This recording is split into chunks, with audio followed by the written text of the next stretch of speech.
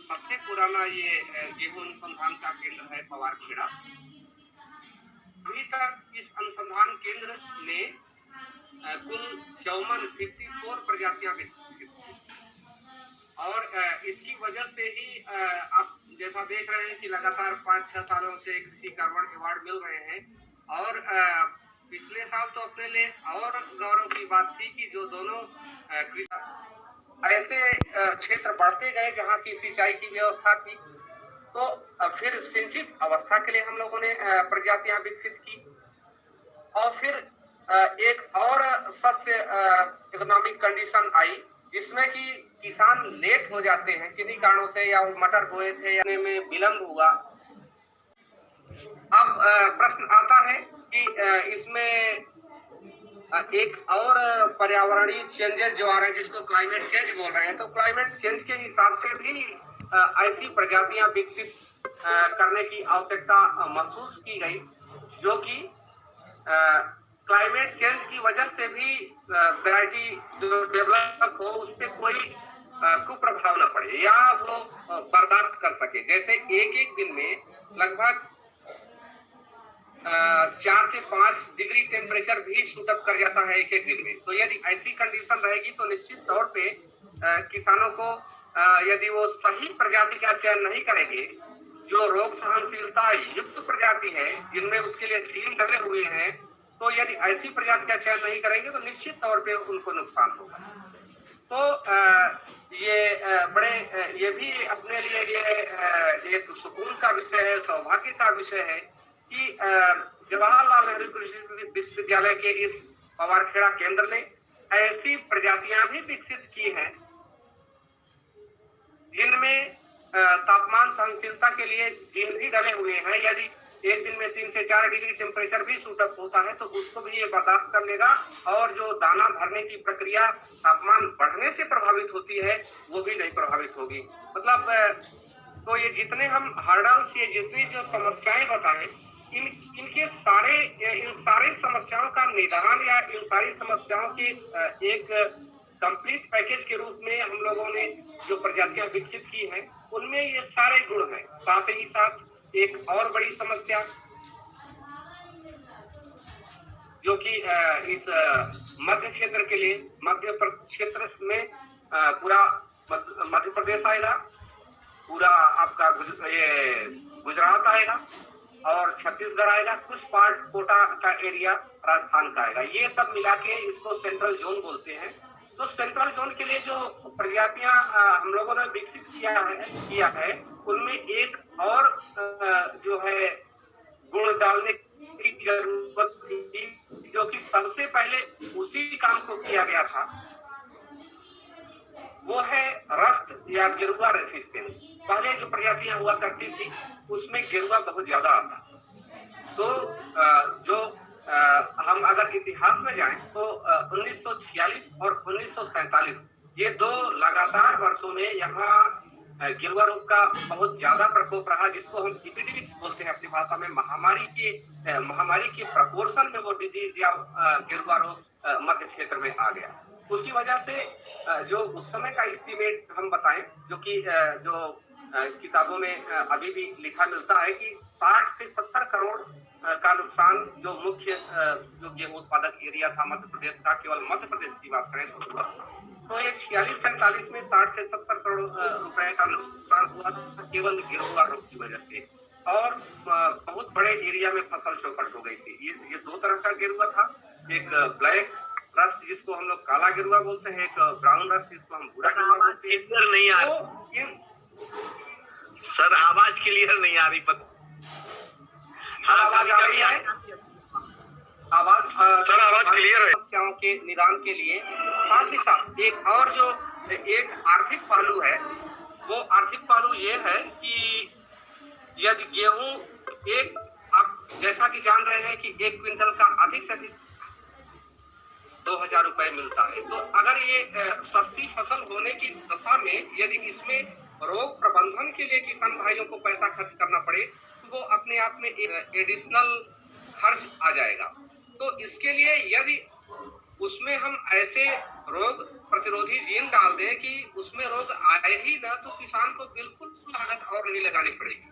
तो इन सारी समस्याओं के एकीकृत निदान के लिए हम लोगों ने जो प्रजातियां विकसित की, मध्य क्षेत्र के जो वैज्ञानिक हैं यहाँ पूरे मध्य प्रदेश में 2-3 मुख्य सेंटर हैं जहाँ की गेहूं पे पूरा रिसर्च हो रहा है। उसमें एक लीडिंग सेंटर है पवारखेड़ा सेंटर। इसके अतिरिक्त स्टेट गवर्नमेंट का जो एक और सेंटर है, एक और पार्ट है जनकेवी में मुख्य अपने जो मेन कैंपस है वहाँ पे भी डॉक्टर शुक्ला जी का इसी कार्यक्रम में लेक्चर हुआ भी था, उन्होंने प्रजातियों के बारे में बताया था। तो और एक तीसरा अपने जेएनकेवी का सेंटर है वो सागर में है, रेनफेड जो गेहूं के लिए रिसर्च किए जाते हैं उसके लिए जाना जाता है। और एक भारत सरकार का एक केंद्र इंदौर में भी है। तो ये जो सेंटर है मुख्य रूप से जेएनकेवी की जो प्रजातियां हैं इस क्षेत्र में ज्यादातर एरिया में अभी भी चल रही है, लेकिन इंदौर की भी प्रजातियां अच्छे एरिया में है। तो अब हम जो इन सारे गुणों से परिपूर्ण प्रजातियां हैं उनकी चर्चा करते हैं, उनके बारे में बताते हैं। तो रेनफेड कंडीशन है यदि किसान की, तो उसके लिए उनको प्रजाति का चयन करना है JW17।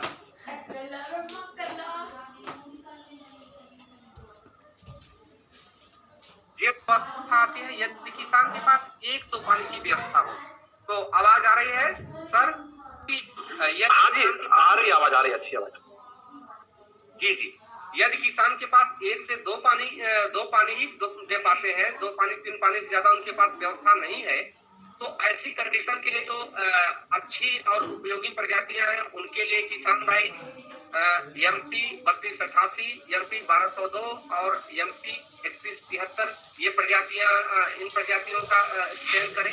इसमें से 3288 का जो बीज प्रचुर मात्रा में उपलब्ध है, बहुत ज्यादा पसंद की जा रही है। उसके बाद कंडीशन आती है कि जिनके पास, किसानों के पास सिंचाई की कोई दिक्कत नहीं है, उनके पास सिंचाई की पूरी व्यवस्था है, 4 से 5 पानी दे सकते हैं, तो वहाँ उनके पास 2 विकल्प है। 2 विकल्प का मतलब यदि या चाहे तो पीसी गेहूं का उत्पादन ले, चाहे तो ड्यूरम गेहूं जिसको कटिया गेहूं बोलते हैं। ये दोनों तरह की प्रजातियों का वो जो है, चाहे तो जो उनको अच्छा उपज दे, अच्छी उपज दे, उसका चयन कर सकते हैं। तो हम बताते हैं कि एसटीएम या पीसी गेहूं अगर लगाना चाह रहे हैं, एसटीएम गेहूं की जो प्रजाति है उसमें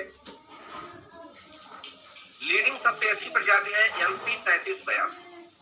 ये भी जेएनकेवी द्वारा विकसित की गई है। MP 1203 ये भी जेएनकेवी पवारखेड़ा सेंटर द्वारा विकसित की गई है। और उसके बाद यदि किसान के पास एसटीएम के अतिरिक्त ड्यूरम बोने का उनकी इच्छा है, तो उसके लिए MP 1255 हमारे सेंटर के द्वारा विकसित की गई है।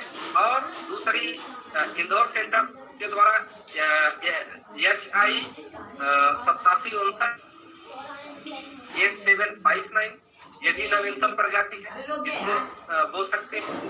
यदि एसटीएम में इंदौर से जो विकसित की गई है, जो HI 1544 उषा अनमोल के नाम से किसानों के बीच में जानी जाती है, ये भी नवीनतम प्रजाति है। तो ये जो हम 4-5 प्रजाति बताए, ये सारी प्रजाति शिक्षित अवस्था के लिए बहुत ही उपयोगी है। और जितने हमने आपको गुण बताए, कुछ किसान भाई कहते हैं कि भाई ये बलुई मिट्टी में काम करेगी कि नहीं करेगी, कुछ किसान भाई के दिमाग में शंका आती है कि इनका उत्पादन कितना होगा। तो हम ये बता दें मान्यवर कि यदि आप ये प्रजातियां जो हम आपको बता रहे हैं, इनमें से आप कोई भी चयन करेंगे, MP 3288, MP 3382, MP 1203 और MP HI 8759 या HI 8737 या HI 1544 या MP 1215, ये सारी प्रजातियां जितने गुण हम बताए, ये सारे गुणों से परिपूर्ण है। इसमें तापमान सहनशीलता के लिए भी है। जो नवीनतम प्रजाति अभी हम इस पे विशेष जोर देना चाहेंगे, जैसे 3582 की बात करें, ये 3582 जो प्रजाति किसी गेहूं की है, एसटीएम वैरायटी है, इसमें खास बात यह है कि एक तो इसकी हाइट कम है, तापमान सहनशीलता और रस्ट रेसिस्टेंस या गिरवा रेसिस्टेंस तो है ही, साथ ही साथ इसमें टिलरिंग बहुत अच्छी है और 120 दिन के अंदर ये मेच्योर हो जा रही, पक भी जा रही है। तो इसलिए आगे चल के जो मूंग की फसल लेते हैं उसमें भी किसानों को कोई दिक्कत नहीं आएगी और इसका उत्पादन जो प्रचलित प्रजाति है उससे 10% अधिक है, इसलिए इसी वजह से रिलीज भी हुई है। तो ये सारे गुणों से परिपूर्ण है और नवीनतम भी है, इसलिए इस प्रजाति का चयन करें किसान तो उनके लिए बहुत उपयोगी होगा। एसटीएम में और ड्यूरम में 8759 ये वैरायटी यदि चयन करते हैं तो इसमें भी ड्यूरम वैरायटी में, लेकिन ड्यूरम के साथ ये है कि इनको रोटी के लिए या रखना है गेहूं तो ये ड्यूरम की रोटी अच्छी नहीं बन पाती, तो इसलिए ये केवल समर्थन मूल्य में दें या फिर इसको रवा दलिया इसका बहुत अच्छा बनेगा, इसके लिए इसमें क्वालिटी होती है। तो इनमें से कोई भी प्रजाति जो हमने बताया इसमें से चयन कर सकते हैं। फिर एक इसके बाद की कंडीशन आती है, जैसा हमने चर्चा किया कि लेट सोन कंडीशन, किन्हीं कारणों से किसान भाई लेट हो गए बोने में, चाहे वो धान उनका लेट कटा या मटर बोए उसके बाद वो बोना चाह रहे हैं, तो ऐसी कंडीशन के लिए जो अपने मध्य क्षेत्र के लिए सबसे बेहतरीन प्रजाति है ये है MP 3536, MP 3336 और MP 1203। इन दोनों प्रजातियों में से कोई भी चयन कर सकते हैं। इनका उत्पादन और इसके अतिरिक्त जो भी और गुण हम आपको बताएं, चाहे वो रोग सहनशीलता से संबंधित हो, चाहे वो तापमान सहनशीलता से संबंधित हो, ये सारे गुण इसमें व्याप्त। इसलिए लेट सोन कंडीशन के लिए भी हमारे पास प्रजाति उपलब्ध है। प्रजातियों के संदर्भ में एक चीज और हमें मुख्य रूप से जाननी है कि ये अपने विश्वविद्यालय के लिए भी, अपने क्षेत्र के लिए भी ये गौरव की बात है कि जो देश की पहली प्रोडक्ट स्पेसिफिक प्रजाति है उसका नाम है MPO 1255। वो प्रजाति का विकास भी पवारखेड़ा सेंटर ने ही किया। MPO 1255 ये प्रोडक्ट स्पेसिफिक वैरायटी है, कंट्री की फर्स्ट जो है ये प्रोडक्ट स्पेसिफिक वैरायटी MPO 1255 हम लोगों ने विकसित करने में हम लोगों को सफलता मिली। तो ये प्रजाति का खास करैक्टर ये है कि जो पास्ता, मैक्रोनी ये सब के लिए जो क्वालिटी होनी चाहिए, जो गुण होने चाहिए, ये जो भारतीय गेहूं अनुसंधान संस्थान के द्वारा जो प्रेस्क्राइब्ड या अनुशंसित जो गुण है 23 से 24 की क्वालिटीज है कि ये सारी क्वालिटीज ड्यूरम गेहूं में होनी चाहिए, तब उसका अच्छा पास्ता, मैक्रोनी या फास्ट फूड से रिलेटेड प्रोडक्ट बनेंगे। तो इसमें सारी क्वालिटीज है, इसलिए जो है क्वालिटी के आधार पे ये सबसे बेस्ट और देश की पहली प्रोडक्ट स्पेसिफिक वैरायटी का इसको गौरव प्राप्त हुआ। वैरायटी का नाम MPO 1255। ये प्रजाति भी पवारखेड़ा सेंटर से किसानों को मिल सकती है। सीड उसके बाद हमें ये तो हो गई प्रजातियों की चर्चा।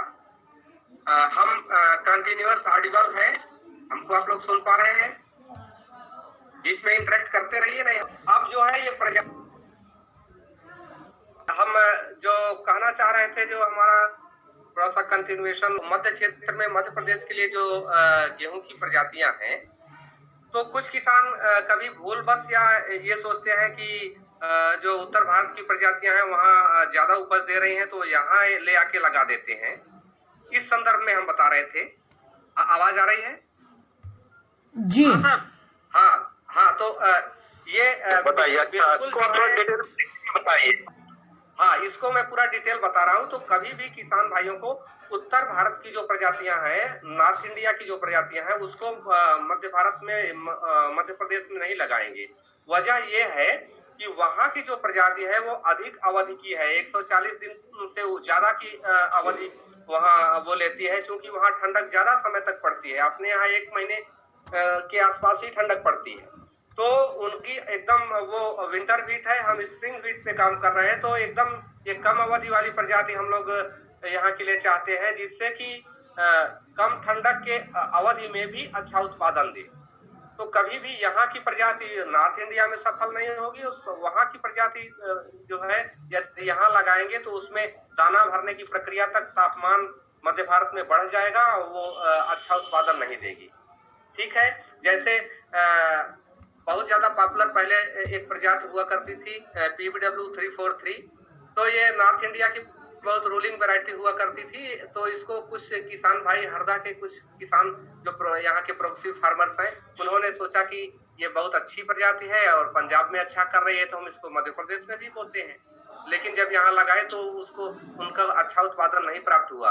वजह ये थी कि यहाँ उतने 1.5-2 महीने जो कूल पीरियड या ठंडक रहती ही नहीं, तो यहाँ ग्रेन फिलिंग प्रभावित हो गई और उत्पादन कम मिला। तो इसलिए एरिया स्पेसिफिक या जोन स्पेसिफिक जो रिलीज का सिस्टम है, तो जो वैरायटी जिस एरिया के लिए अनुशंसित हो उसी एरिया में ही उसको बोएं। कभी भी ये प्रयास न करें कि नॉर्थ की वैरायटी मध्य भारत में और मध्य भारत की नॉर्थ में, ये बिल्कुल उपयोगी नहीं होगी।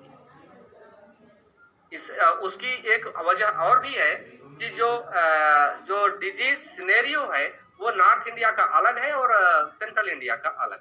वहाँ कुछ ज्यादा, वहाँ येलो रस्ट ज्यादा आती है, हमारे मध्य प्रदेश में यहाँ ब्राउन रस्ट और ब्लैक रस्ट ज्यादा आती है जी। और नॉर्थ इंडिया में स्पॉट ब्लॉच की समस्या बहुत सीवियर है, अपने यहाँ स्पॉट ब्लॉच की समस्या बहुत ही नॉमिनल है।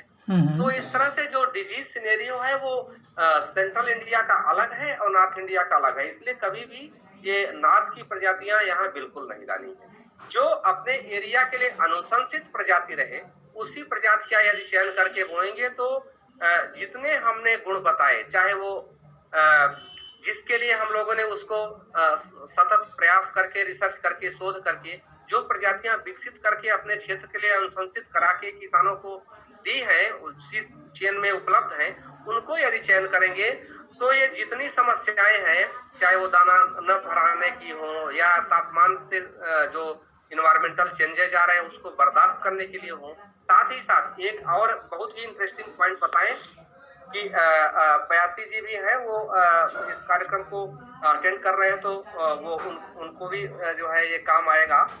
UG99 की बात करें, UG99 एक जो गेरुआ रोग के लिए बहुत ही पोटेंट ये रेस है, या जिसे हम लोग कह सकते हैं कि एक कवक की प्रजाति है। गेरुआ रोग कवक जनित रोग है और इसकी बहुत सारी प्रजातियां हैं। उसमें एक जो रेस है जिसको कि UG99 बोलते हैं, और ये बहुत ही ज्यादा पोटेंट रेस है। अगर ये रेस आ जाए तो पूरा जो इसके लिए ससेप्टिबल या रोग सहनशील नहीं होगी, वो पूरी वैरायटी उस एरिया से समाप्त हो जाएगी और गेहूं उत्पादन ड्रास्टिकली डाउन हो जाएगा। तो इसके लिए पूरे कंट्री में प्रयास हुए, सेंट्रल इंडिया में भी हम लोगों ने बहुत ही जो है अथक प्रयास किया और हम लोगों को सफलता भी मिली। और आप लोगों को ये जान के हर्ष भी होगा कि हमारी ये जो नवीनतम प्रजातियां जिनकी मैं चर्चा कर रहा हूँ, चाहे वो MP 1203 हो, चाहे वो 3382 हो, ये सारी प्रजातियां UG99 ब्लैक रस्ट की जो बायोटाइप है इसके लिए भी ये रेसिस्टेंट है। ये हमारी जो प्रजातियां हम लोग यहाँ से जो जीनोटाइप टेस्ट के लिए देते हैं, इनकी टेस्टिंग जाके जो अफ्रीकन कंट्रीज में कराई गई, केन्या जो रिसर्च स्टेशन है वीट का बड़ा, मैक्सिको का, सीमेंट वालों का, तो वहां से जो रिपोर्ट आई, तो हमारी जो यहाँ की प्रजातियां हैं उनमें ये हमारी सारी वैरायटीज जो सेंट्रल जोन की रिलीज है, चाहे वो पवारखेड़ा की हो, चाहे वो जबलपुर की हो, इनमें सब में UG99 रेसिस्टेंस है। इसका मतलब यदि वो UG99 पहले तो इंडिया में है ही नहीं, कोई ऐसा खतरा नहीं है कोई, लेकिन यदि आ भी जाती है बाय द वे, तो भी हमारी प्रजातियों को बिल्कुल टच नहीं कर सकती, इसलिए कि उसके लिए रेसिस्टेंट है। तो ये सारे जो शोध के बिंदु हैं, इन पे काम हुआ है। और जो हमारी जो नवीनतम प्रजाति आपको हमने बताया, इनमें ये सारे गुण हैं, चाहे वो UG99 रेस हो या कोई दूसरी रेस हो, उस सब के लिए रेसिस्टेंट जी। तो ये चीज हमको यहाँ बताना था। उसके बाद एक हम किसान भाइयों को ये भी इंगित कर देना चाहते थे कि कुछ लोग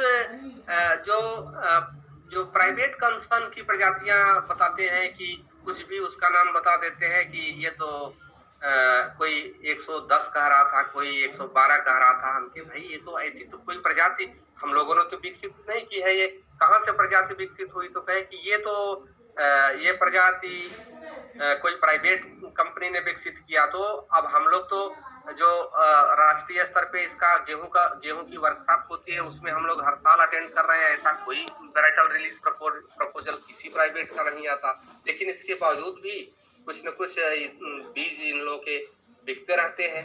तो हम इसमें ज्यादा न इंटरवीन करके केवल इतना कहना चाह रहे हैं कि किसान भाई केवल अनुशंसित प्रजातियों का चयन करें, किसी के बहकावे में न आए।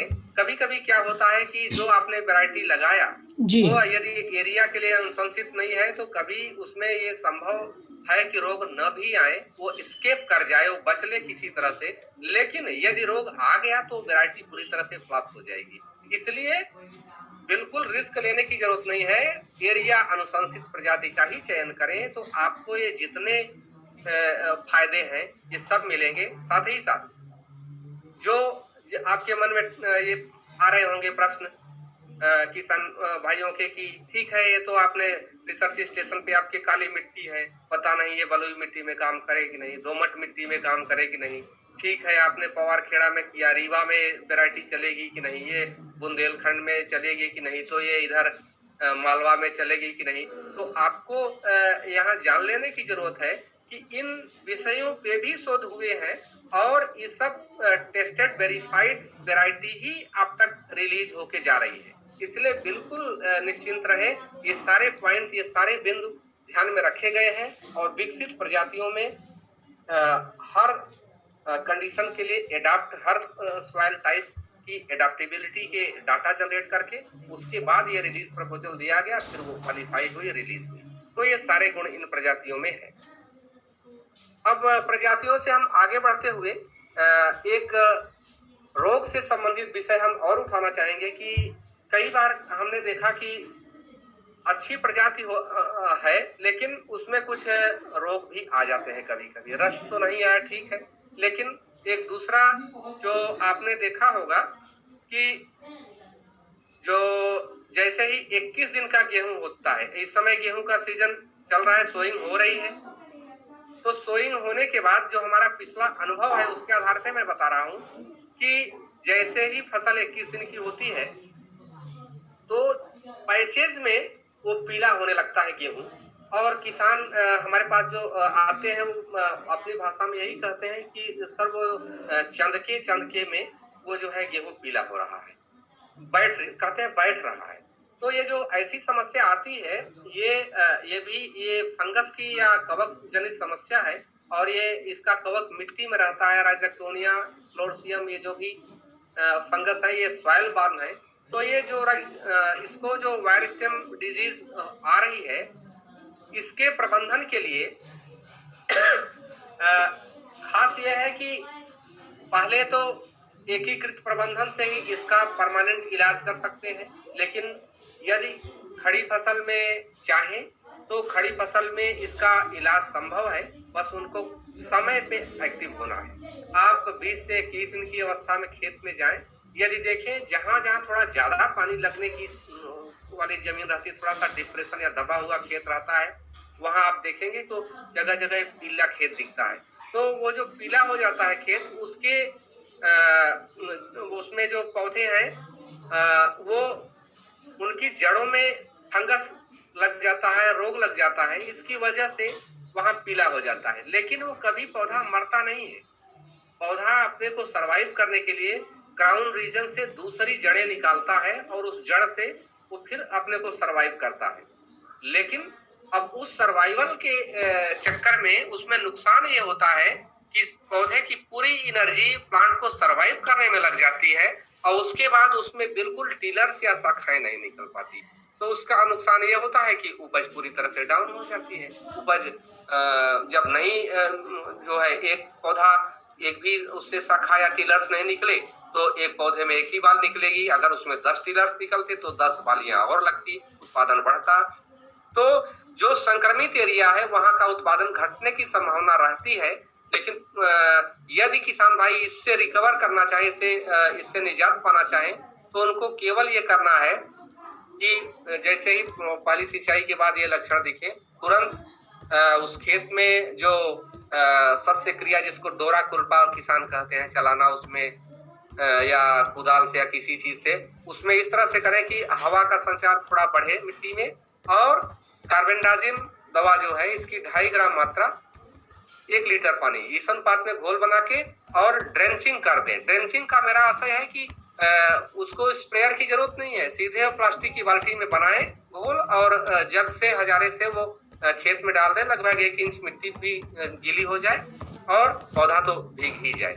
लेकिन पूरा खेत नहीं करना है, केवल संक्रमित एरिया में करना है, जिससे लागत ज्यादा ना बढ़े। तो यदि ऐसा कर देते हैं तो पौधा रिकवर कर जाएगा और उसमें शाखाएं भी निकलेंगी, टिलर्स भी निकलेंगे और उत्पादन का भी लॉस या क्षति नहीं होगी। तो ये एक बहुत बड़ी समस्या हर एरिया के किसान या तो फोन पे या तो फिर सीधे हमारे पास यहाँ पवारखेड़ा में आते हैं कि साहब इस तरह से समस्या आ रही है।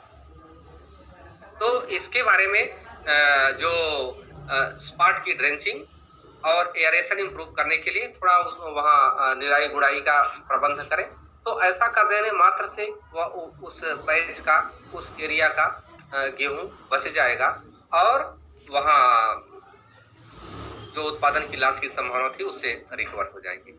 ये उन्हीं खेतों में ज्यादा होता है जहाँ थोड़ा मतलब पानी लगने की समस्या है।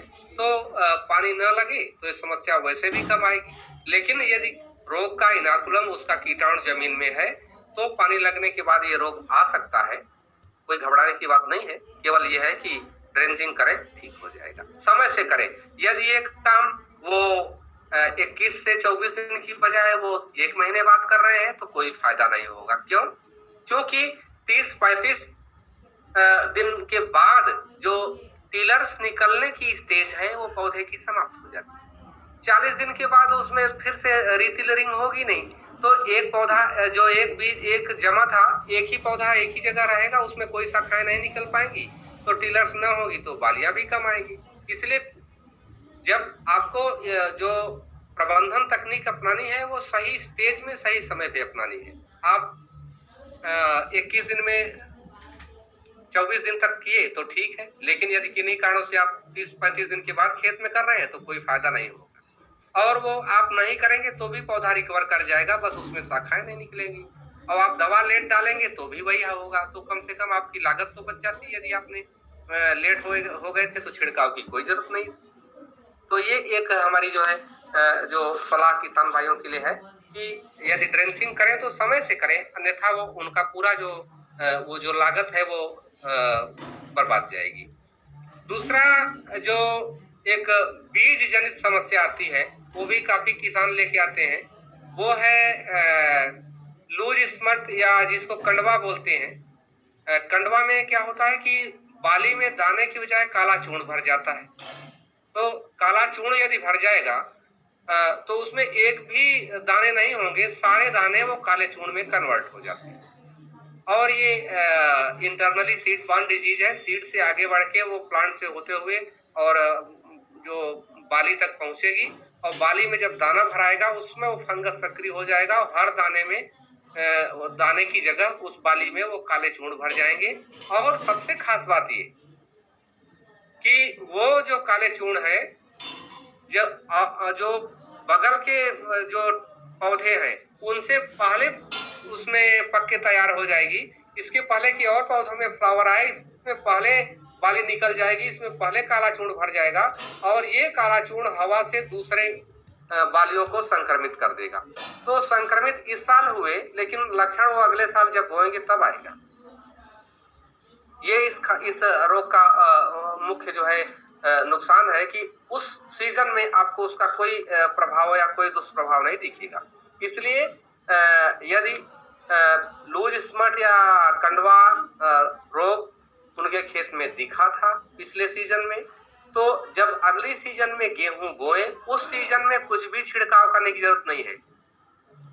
अब देखिए, लागत कम करने से संबंधित लागत न बढ़े, इसके लिए ये कितना जरूरी सुझाव है। यदि आप इस कार्यक्रम को सुन रहे हैं तो ध्यान दें, यदि लूज स्मट या जो काला चूर्ण भर जाने की वाली समस्या है ये दिख रही है, तो उस सीजन में कृपया 1 पैसे का दवा छिड़काव न करें, क्योंकि उससे कोई भी फायदा नहीं होने वाला है। 1 पैसे का फायदा नहीं होगा। क्यों? क्योंकि जो लक्षण आया है पिछले साल उसका इन्फेक्शन था, और यदि आपने बीज का शोधन किया होता तो वो रोग आता ही नहीं। तो खड़ी फसल में 1 भी पैसे का इसमें छिड़काव न करें इस लूज स्मट या कंडवा रोग के लिए। इसका प्रबंधन, हेलो, आवाज आ रही है? हेलो, प्रबंधन केवल एक ही उपाय है कि इसका बीज उपचार अवश्य करें। बीज उपचार जो है, सीड ट्रीटमेंट के लिए जो ड्रम आते हैं सीड ट्रीटमेंट के, उसमें एक बार में 10 केजी बीज डालें, 25 ग्राम कार्बेंडाजिम पाउडर डाल दें। और दवाएं भी है, विटावेक्स भी है, प्लांटावेक्स भी है, कार्बेंडाजिम भी है। तो इसमें से जो भी आसानी से मिल जाए, 2.5 ग्राम दवा 1 किलो बीज, या 10 केजी बीज है तो 25 ग्राम दवा, अनुपात वही है। एक बार में 10 केजी बीज डालें, 25 ग्राम पाउडर डालें, एक भी बूंद पानी न डालें। कुछ किसान हमने देखा भी, और कुछ लोग बताए भी किसान कि वो पानी डाल देते हैं 2-4 बूंद अच्छा चिपकने के लिए। ऐसा बिल्कुल न करें मान्यवर। आप जो है उसमें केवल वो बीज डालें और सूखा पाउडर डालें, चाहे वो कार्बेंडाजिम हो, चाहे वो विटावेक्स हो या प्लांटावेक्स हो, जो भी है। तो ये उसके बाद ढक्कन बंद करके सीड ट्रीटमेंट का ड्रम जो है उसको हैंडल लगा रहता है, उसके 10-20 बार घुमा दें, बस। इतना करने के बाद उस गेहूं को निकाल लें। वो सूखा है, उसको जरूरी नहीं है कि आज उपचार करना है, आज बोना है तो आज ही करें। आप हफ्ते 10 दिन 15 दिन महीने भर पहले भी उपचारित करके रख सकते हैं। कभी कभी होता है कि एक गांव में एक सीड ट्रीटमेंट का ड्रम है, तो बहुत सारे लोग उस पर सीड ट्रीटमेंट के लिए पहुंच जाते हैं। तो फिर ये होता है कि पहले हम तो कोई दिक्कत नहीं, आप 1 महीने पहले भी उपचारित करके रख लीजिए, कोई उसमें कंपटीशन जैसी बात नहीं है। और वो हर गांव में किसान मित्र के यहाँ रखा हुआ है, वो फ्री ऑफ कास्ट है। वो इसी पर्पज के लिए, डिमॉन्स्ट्रेशन के पर्पज के लिए हर किसान मित्र के पास वो अलॉटेड है। पूरे गांव के लोग उससे उपचारित करें, कोई उसमें दिक्कत नहीं है। लेकिन हाथ से उपचारित करने का प्रयास न करें, कभी कभी एलर्जी हो जाती है, कहीं रिएक्शन हो जाते हैं। तो ये अनुरोध है कि सीड ट्रीटमेंट के ड्रम के थ्रू ही उपचार करें, कभी भी वो हाथ से उपचारित करने का प्रयास न करें बीज को। तो ये बीज उपचार कर लेंगे तो जो हमने कंडवा रोग बताया, उपचारित किए हुए बीज को यदि बोएंगे तो पिछले साल यदि उस खेत में रहा भी होगा तो भी 1% एक पौधे में आपके कंडवा रोग नहीं आएगा। 100% कंट्रोल हो गया। और उपचार की लागत बहुत कम आती है। आप 25 ग्राम दवा की बात करें जो कि 10 केजी के लिए उपयोग पर्याप्त है, तो 25 ग्राम की दवा तो मात्र हमको लग रहा है 25 रुपए में भी नहीं आएगी, और कम 10 रुपए में आ जाएगी, बहुत सस्ता है। इसका उपचार की कास्ट बहुत कम है। तो इसलिए बीज उपचार बहुत आवश्यक है। ये हमारा जो एम्फेसिस थी, जो हमें कहना था, वो बीज उपचार के संदर्भ में वो ये था। तो उसके बाद लूज स्मट या कंडवा रोग के बाद किसान भाई एक और समस्या लेके आते हैं कि पत्तियों की जो नसें होती हैं लंबवत, जो जिसको हम लोग बोलते हैं कि वेनेशन, जो लंबवत वेनेशन गेहूं में होता है, तो उसमें जो पत्तियों की सिराएं हैं, सिराओं पे आप देखेंगे तो काला काला चूर्ण पूरा लंबाई में लाइन से बन जाता है और पत्तियां ऐंठ जाती है। ऐसी ऐंठी हुई पत्तियों में बाली निकलना भी मुश्किल हो जाता है। तो ये जो फ्लैग स्मट की प्रॉब्लम है, ये भी समस्या कुछ एरिया में देखी गई है। ये बहुत कम आती है, ये कोई इसको लेके घबराने की बात नहीं है, पैनिक होने की कोई जरूरत नहीं है। बहुत कम एरिया में आती है, लेकिन इससे रिलेटेड भी हमें जो इधर बुंदेलखंड एरिया से, टीकमगढ़ से, कई जगह से फोन आए कि साहब उन्होंने व्हाट्सएप पे हमें जो है उसके फोटो और कुछ लोग वीडियो शेयर किए, तो हमने बताया कि अब इस समय बिल्कुल प्रयास न करें। और ये बहुत कम एरिया में है, आगे नहीं अब कोई दिक्कत नहीं है। ये जो अगले साल इसमें यही करिएगा कि बीज उपचार करके करिए। बीज उपचार करेंगे तो वो भी समस्या नहीं आएगी। उसके बाद जो लीफ ब्लाइट की समस्या आएगी, इस संदर्भ में हम ध्यान आकर्षित करना चाहेंगे किसान भाइयों का। पिछले सीजन में हमने देखा कि ये जो हरदा का खिड़किया एरिया है, खिड़किया ब्लॉक में, उधर बहुत बड़े मतलब पूरा एरिया ही गेहूं उत्पादन के लिए है। तो वहां क्या हुआ कि वहां मैंने देखा कि बहुत बड़े एरिया में लीफ स्पॉट की समस्या आ गई थी। किसान ने कहा कि भाई वो हमारी फसल बहुत जल्दी पक रही है। तो ये हम लोग वहाँ देखने गए फील्ड विजिट में कि भाई बहुत बड़े एरिया में है तो प्रॉब्लम क्या है। जाके जब मौके पे हम लोगों ने देखा तो वो जो समस्या थी वो स्पॉट ब्लॉच की समस्या थी। ये फंगस या कवक जनित समस्या है। इसमें जो लक्षण आते हैं, पहले तो अंडाकार से अनियमित धब्बे बनते हैं जो पत्तियों पे। जब ये धब्बे फ्लैग लीफ स्टेज तक, सबसे ऊपर वाली फ्लैग लीफ उसको बोलते हैं जो बाली के जस्ट नीचे वाली पत्ती होती है, वो फ्लैग लीफ बोली जाती है। यदि फ्लैग लीफ में भी जो फंगस का इन्फेक्शन आ गया तो उस दशा में बिल्कुल उत्पादन नहीं मिल पाता और एकदम उसमें दाना भराने की प्रक्रिया पूरी तरह से प्रभावित हो जाती है, क्योंकि दाना बनने के से इस फ्लैग लीफ का सीधा संबंध है। यदि उसमें इन्फेक्शन हो गया तो फिर दाना नहीं भराता। और ये हुआ क्यों था? बहुत बड़े एरिया में जो ये था और वो किसान कहीं से बीज लाया था, तो वो कहा कि हम नया बीज ले आए हैं और ये है वो है, जो तमाम चीजें उसने बताया, कुछ बोरी वगैरह भी दिखाई कि हमने ये बीज बोया था, लेकिन वो अनुशंसित प्रजाति नहीं थी। और उस एरिया के लिए पता नहीं कहां से अमानक और बिना अनुशंसा वाला बीज ले आए। उसका कोई नाम वगैरह नहीं था, ऑथेंटिक, कोई भरोसे वाला नहीं था। तो उसमें सब फसल अच्छी थी, बहुत बढ़िया टिलर्स निकले, सब कुछ हुआ, हरी भरी फसल थी, पूरा लगा हुआ था, बालियां भी खूब निकली, लेकिन बालियों में दाने ही नहीं भराए। उसके पहले उसमें स्पॉट ब्लॉच लग गया, क्योंकि वो एरिया के लिए अनुशंसित नहीं थी, वो प्रजाति ससेप्टिबल निकल गई। इसलिए स्पॉट ब्लॉच की समस्या इवन जो एरिया में अनुशंसित प्रजातियां हैं उसमें भी कभी कभी आ जाती है, क्योंकि सारे रोग के लिए रेसिस्टेंट नहीं है प्रजातियां। ये तो लोकल है समस्याएं, ये कभी कभी आ जाती है। तो ये जो बीज जनित, ये भी बीज जनित है। आपको हम बताएं कि ये जो लीफ ब्लाइट या स्पॉट ब्लॉच की समस्या, ये भी बीज से ये ट्रांसमिट हो रही है, नए नए एरिया में जा रही है। तो यदि किसान इस तरह से रिस्क लेंगे, बिना अनुशंसा वाली प्रजाति कहीं से ले आके बोएंगे, तो इस तरह से रोग भी आ जाते हैं। जो इस एरिया में बिल्कुल रोग नहीं आते थे, वो यहाँ रोग परिलक्षित होने लगते हैं। तो इसलिए फिर हमारी ये सलाह है कि जो एरिया के लिए अनुशंसित प्रजाति है उसी का चयन करें। दूसरी एक समस्या है करनाल बंट की। काफी किसान भाई जो करनाल बंट की समस्या के बारे में चर्चा करते हैं, यद्यपि हकीकत ये है। आवाज हमारी आ रही है अजरिया सर? जी डॉक्टर साहब, आ रही है आपकी आवाज। हाँ, अच्छी आवाज आ रही है।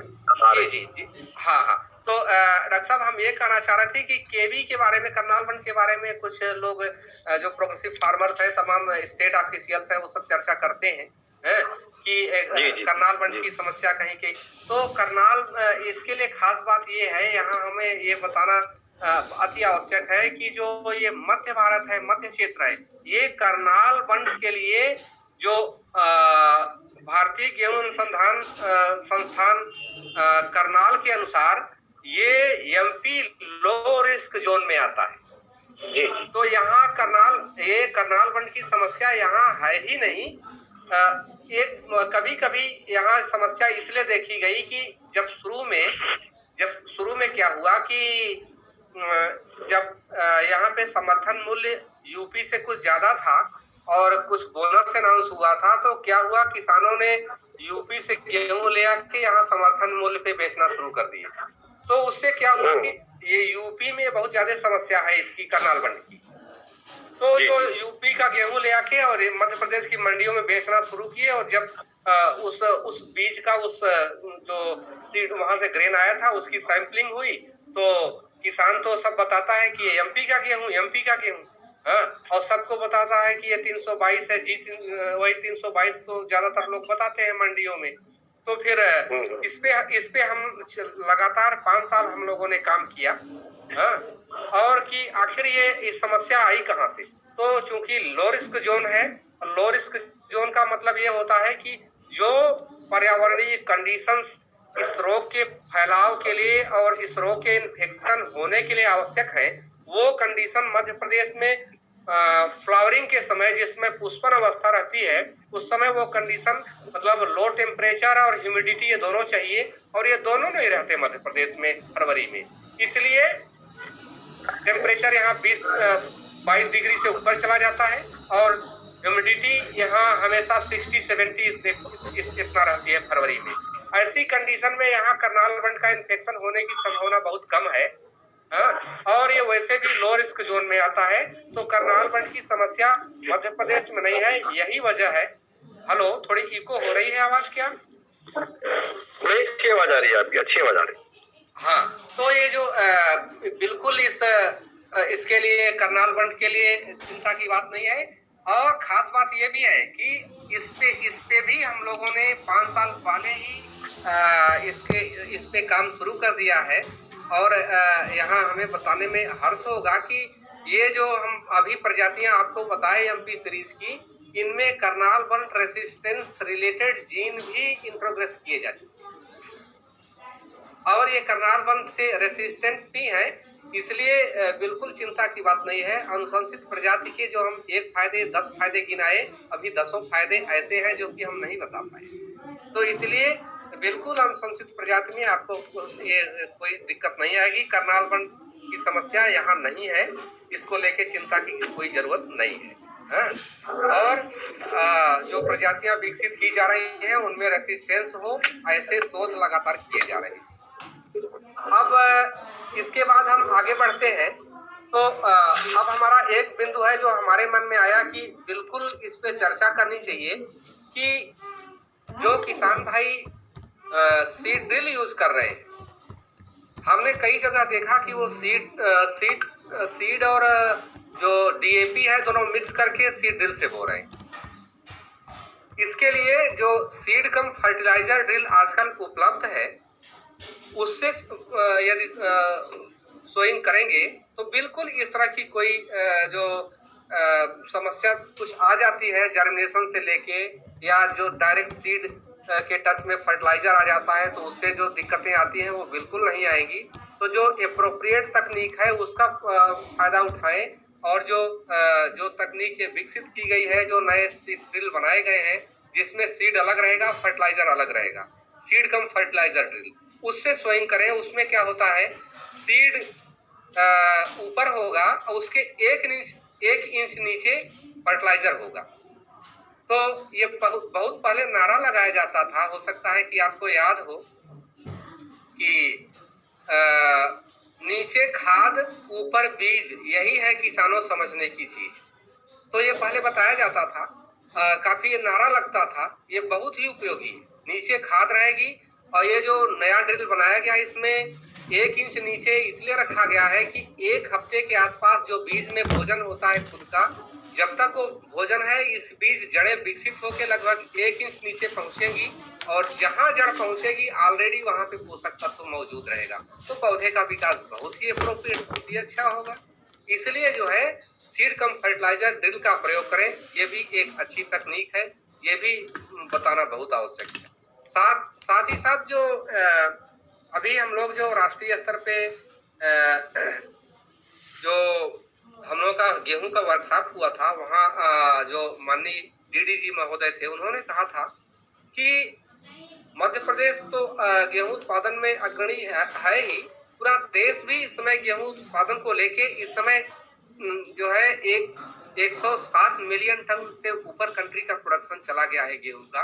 तो ये अपने लिए बड़े गौरव की बात है। हम 80-85 मिलियन टन खुद कंट्री कंज्यूम करती है, रिमेनिंग जो है वो हमारे पास आप उसको बफर स्टॉक का लो, सरप्लस स्टॉक का लो, या जो एक्सपोर्ट पोटेंशियल का लो, आप जो जिस तरह से समझना चाहें, हमारे पास एक्सपोर्ट का पूरा पोटेंशियल है, क्योंकि हमारे पास 20 मिलियन से ऊपर गेहूं सेल के लिए उपलब्ध है, जो कि विदेशों में जाने के लिए रेडी है। और मध्य प्रदेश का ही जो गेहूं है वो एक्सपोर्ट पोटेंशियल रखता है, क्योंकि उसमें सारी क्वालिटीज है, साथ ही साथ यहाँ का गेहूं प्रीमियम गेहूं के तौर पे है। तो अगर ये सारे डिविडेंड, एरिया के डिविडेंड, जो जियोग्राफिकल डिविडेंड हम मध्य प्रदेश को मिल रहे हैं, तो क्यों ना यहाँ जो अभी एक जो भारत सरकार की भी स्कीम है, और जो माननीय डीडीजी साहब ने कहा था कि क्यों ना अब हम क्वालिटी पे काम शुरू करें, क्वालिटी प्रोडक्शन करें। बिस्किट के लिए स्पेसिफिक, जैसे पवारखेड़ा सेंटर ने विकसित की प्रजाति, पास्ता प्रोडक्ट के लिए, बिस्किट प्रोडक्ट के लिए क्यों न विकसित की जाए। तो इसके लिए सरकारी तंत्र तो लगा ही हुआ है, हम लोग विकास के क्रम में लगे हुए हैं, सतत शोध चल रहे हैं, और हम लोग को सफलता मिलेगी भी, ऐसी उम्मीद है।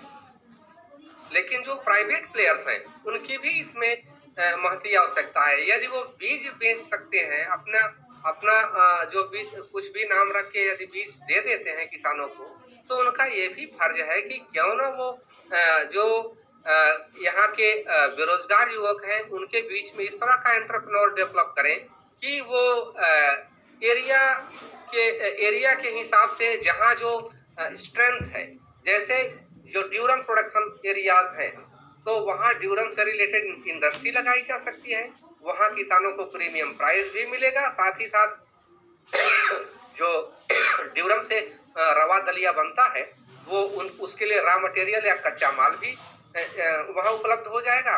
तो एक ही जगह दोनों काम हो जाएंगे, इंडस्ट्री भी लग जाएगी, और एक और भारत सरकार की स्कीम उसमें चरितार्थ या जो सत्य साबित होगी कि जो इस समय कहा जा रहा है कि स्वावलंबी भारत बने, स्वावलंबी प्रदेश बने, सेल्फ डिपेंड हो, स्वाश्रित हो। तो इसके लिए भी ये है कि यदि हम चाहते हैं कि किसान, जो नवयुवक हैं, जो एग्रीकल्चर के ग्रेजुएट्स हैं, उनको ड्यूरम से रिलेटेड इंडस्ट्री के बारे में उनको जानकारी अच्छी से अच्छी दी जाए, वो हम लोग से भी संपर्क करें। साथ ही साथ जो ड्यूरम का मुख्य जोन है, वहाँ कोई इस तरह की सर्वे करके और देखें कि यदि उनको वहाँ ड्यूरम पर्याप्त मात्रा में जिस भी एरिया में मिल रहा है, वहाँ ड्यूरम इंडस्ट्री लगा के, और वो खुद भी रोजगार प्राप्त कर सकते हैं, और 20 लोगों को, सैकड़ों लोगों को रोजगार भी दे सकते हैं। तो एक ये भी पोटेंशियल है कि ये रोजगार के लिए, सेल्फ डिपेंड होने के लिए भी गेहूं, ये ड्यूरम गेहूं काम आ सकता है। साथ ही साथ जो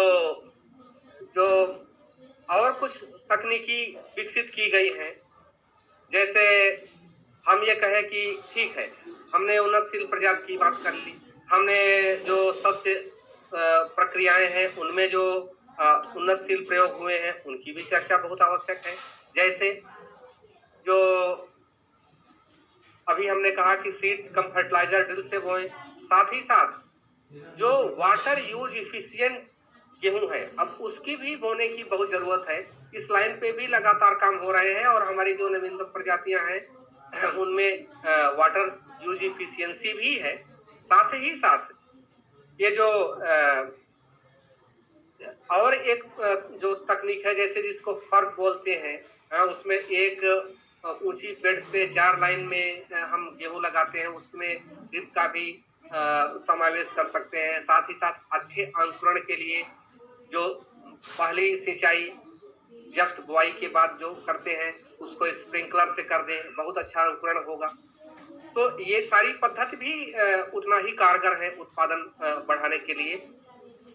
अब हम आते हैं खरपतवार नियंत्रण की बात करते हैं। खरपतवार नियंत्रण भी बहुत आवश्यक है। जैसे कि किसान भाइयों को एक ये समस्या आती है कि गेहूं तो बहुत अच्छा था, लेकिन गेहूं के साथ वीड भी या खरपतवार भी उगते हैं। तो खरपतवार नियंत्रण के लिए बहुत अच्छे वीडिसाइड भी उपलब्ध हैं। यदि मैनुअल अपने हाथ से, तो छोटे एरिया में है तो ये वो हाथ से भी निकलवा सकते हैं, मजदूरों के भी प्रयोग से करा सकते हैं। लेकिन यदि बड़े एरिया में है तो वो संभव नहीं है। तो बहुत बड़े एरिया के लिए या बड़े एरिया के लिए जो नवीनतम खरपतवारनाशी हैं, जैसे मेटब्यूजिन है, इसको आप यूज कर सकते हैं किसान भाई, ये नवीनतम है। तो मेटसल्फ्यूरान है। नवीनतम से फायदा ये होगा कि जो अभी तक जो परंपरागत से वीडीसाइड उपलब्ध हो रहे थे और जो यूज किए जा रहे थे, उनके साथ दिक्कत यह है कि कभी कभी जो फैलरिस माइनर जो वीड है उसमें इतना रेसिस्टेंस डेवलप हो जाता है कि वो दवाएं या वीडीसाइड काम नहीं करते। तो ये अभी नवीनतम दवाएं हैं, ये अब इनमें अभी फैलरिस माइनर इन दवाओं के अगेंस्ट रेसिस्टेंस नहीं डेवलप किया है। इनका प्रयोग करेंगे, चाहे मेटब्यूजिन होगा, तो मेटसल्फ्यूरान होगा। तो ये है, इनके प्रयोग से हम जो खरपतवार का प्रबंधन है बहुत आसानी से कर सकते हैं। और खरपतवार प्रबंधन के लिए जो खास बात होती है, खेती बाड़ी में जो हर स्टेज पे जो इंटरवेंशंस बताए जाते हैं, वो स्टेज इसलिए इम्पोर्टेंट है कि स्टेज से आप चले आगे पीछे हो जाएंगे तो उसके जो फायदे हैं वो कम हो जाएंगे। तो इसमें वीड कंट्रोल या खरपतवार प्रबंधन के लिए आवश्यक होता है कि आप जो है 25 डेज की स्टेज के आसपास, ये दो चार दिन प्लस माइनस, इसी स्टेज में यदि आप वीडीसाइड डालेंगे तो बहुत अच्छा प्रबंधन होगा। आप 1 महीने के बाद डालेंगे तो खरपतवार या वीड मुरझाएंगे तो जरूर, लेकिन फिर वो बाद में रिकवर करने लगते हैं। और यदि आप ज्यादा पहले डाल देंगे तो कुछ ऐसे खरपतवार जो अभी उगे ही नहीं होंगे तो वो बाद में उगे तो वो नष्ट नहीं हो पाएंगे। इसलिए न ज्यादा जल्दी करना है न लेट करना है। जो समय निर्धारित है उसी निर्धारित समय पे वीडीसाइड या खरपतवारनाशी डालेंगे तो निश्चित तौर पे इस एरिया में भी उनको अच्छा प्रबंधन मिलेगा। तो हम लगातार बोलते ही जा रहे हैं। यदि बीच में कोई किसानों के प्रश्न हो तो डॉक्टर साहब उनको भी आप इनकॉर्पोरेट कर सकते हैं। जी डॉक्टर। हाँ, इसमें थोड़ा सा ये क्या है, यहाँ पे अपने बीज की मात्रा बहुत ज्यादा होती है डॉक्टर साहब। जी। तो उसके बारे में थोड़ा बोलने की आदत है यहाँ पे। तो खासतौर पर के ऊपर जब गेहूं की बोनी करते हैं तो बीज की मात्रा ज्यादा डालते हैं, और मटर के ऊपर जब गेहूं की बोनी करते हैं तो बीज की मात्रा डालते हैं। तो कृपया सही मात्रा बताइए। यदि लेट सोइंग होती है तो कितने % बीज बढ़ाना चाहिए, उसके बारे में भी थोड़ा आप जानकारी दीजिए। देखिए, बीज की मात्रा के संदर्भ में मान्यवर ये है कि यदि आप ड्यूरम बोते हैं तो 10%, क्योंकि उसका जो 1000 ग्रेन वेट होता है, वो वजन होता है, वो थोड़ा ज्यादा होता है, तो उसमें 10% केवल बढ़ाने की अनुशंसा है। बाकी में जो 1 एकड़ के लिए अनुशंसित है एस्टिवम, वो 40 किलो प्रति एकड़ बोने की अनुशंसा है। 40 से 45 किलो हो जाए ठीक है, लेकिन आप 50 से 60 किलो या उससे ज्यादा डालेंगे तो उससे हम जो होने वाले नुकसान है उसके बारे में हम किसानों का ध्यान आकर्षित करना चाहेंगे कि यदि आप एप्रोप्रिएट मात्रा डालते हैं 40 से 45 केजी प्रति एकड़, तो उससे होगा कि उससे फायदा ये होगा कि आपके गेहूं में टिलर्स निकलेंगे और उसी टिलर्स के अनुपात में जड़ें विकसित होंगी। तो उससे जितने भी टिलर्स निकलेंगे सब में भरपूर जो है बालियों में दाना पड़ेगा।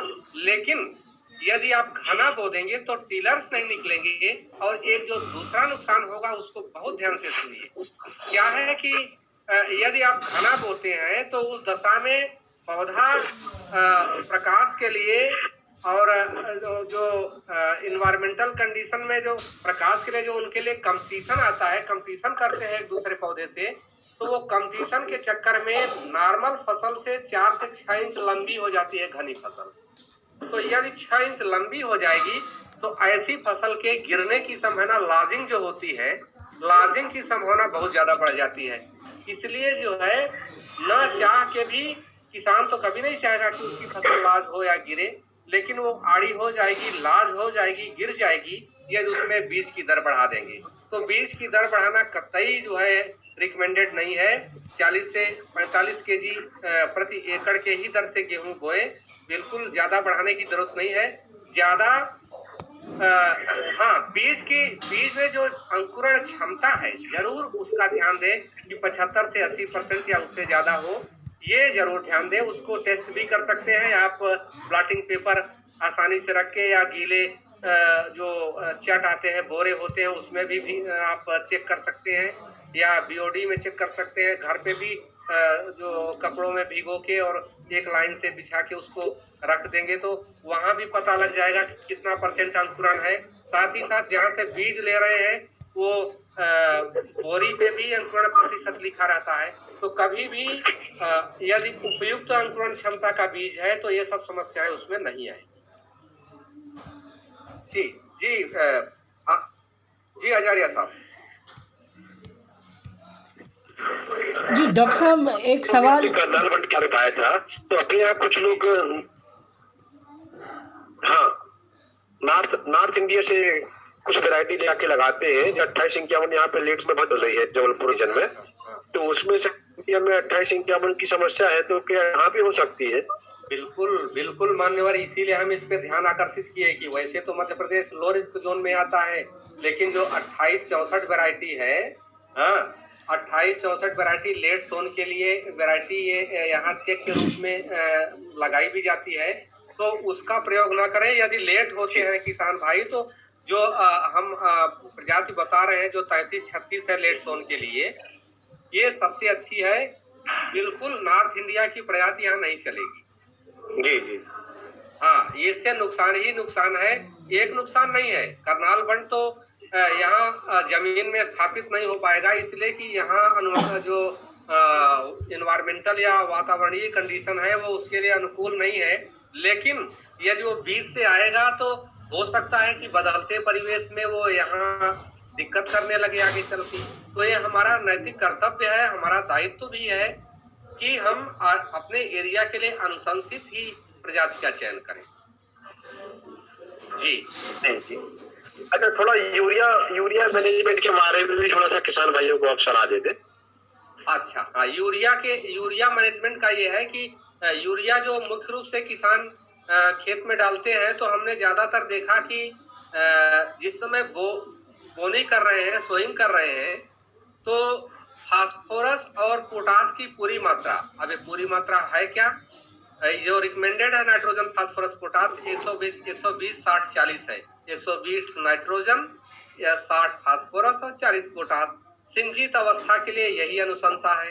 तो इस अनुशंसा के हिसाब से नाइट्रोजन शुरू में देने की कोई जरूरत नहीं पड़ती, केवल फास्फोरस और पोटास देंगे।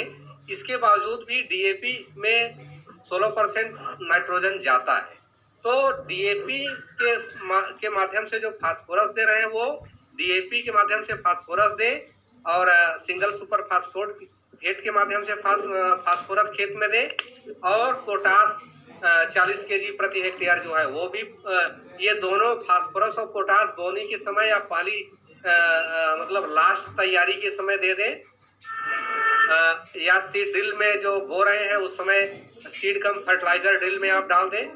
और यूरिया की मात्रा 2 या 3 स्प्लिट में वो दे सकते हैं, तो 2 या 3 स्प्लिट में वो दे सकते हैं। तो एक तो 21 दिन सिंचाई के बाद दें, उसके बाद दूसरी सिंचाई पे फिर यूरिया दें, जो पार्ट बचा है 33%, रिमेनिंग 33% तीसरी सिंचाई पे दें। तो यदि ऐसा करते हैं तो जो यूरिया का सही जो प्रभाव है वो उसका सही अवशोषित होगा, उसका असर नाइट्रोजन, और पौधा अच्छा विकास करेगा। कभी भी ज्यादा मात्रा देने से जो सोच रहे हैं कि ज्यादा फायदा होगा, ऐसा नहीं है। पौधे को जो नाइट्रोजन अवशोषित करने की क्षमता जो है वो क्षमता के अनुसार ही अवशोषित करेगा। खेत में आप ज्यादा डालेंगे तो खेत का पीएच बढ़ेगा। और एक चीज और आवश्यक है बताना, कभी कभी किसान क्या करते हैं कि जैसे सिंचाई के पहले यूरिया डाल के उसके बाद सिंचाई कर देते हैं, तो उससे यदि बलुई मिट्टी है तो वहाँ नुकसान ये होता है, तमाम यूरिया घुल के 1 फीट 1.5 फीट नीचे चली जाती है, और वो नाइट्रोजन जो कि ज्यादा नीचे चला गया पानी के थ्रू, वो पौधे के यूज नहीं आ पाता। इसलिए सिंचाई के 1-2 दिन बाद जिसमें खेत अच्छी नमी रहती है उसी समय डालेंगे, और डालने का जो समय है हमेशा ओस जब न रहे तब डालें। 11 बजे के बाद या 4 बजे के पहले दिन में डालेंगे तो उसका ये सही समय है। साथ ही साथ सिंचाई के बाद डालेंगे तो अच्छा रिजल्ट मिलेगा। पहले दे के उसके बाद पानी लगा देंगे तो तमाम यूरिया उसकी घुल के नीचे चली जाती है। कुछ किसान कहते हैं हमारी जो यूरिया थी वो बड़े दाने की थी, इसलिए हमने वो चाहे बड़े दाने की हो छोटे दाने की हो, अच्छा होगा कि उसको सिंचाई के बाद दें।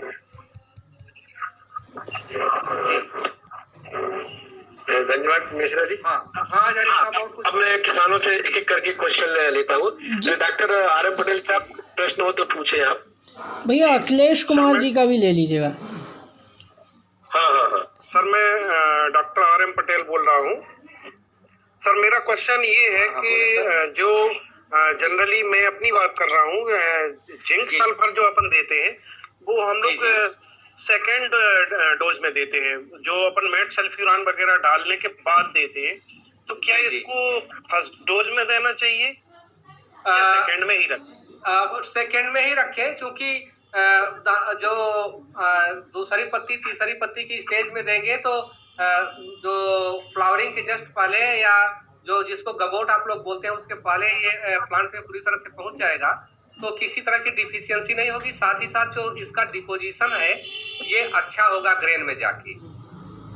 और कभी भी हमेशा ये सब चीजें स्प्रे के रूप में अच्छी नहीं होंगी, हमेशा इनको जमीन में ही दें। और सर ये ट्रिलिंग के लिए फर्स्ट डोज में क्या देना चाहिए? ट्रिलिंग के लिए तो देखिए फास्फोरस पोटास जो है जो बेसल डोज में देते हैं, ये इसीलिए दिया ही जाता है, जड़ों के विकास के लिए इसका बहुत महत्वपूर्ण योगदान है।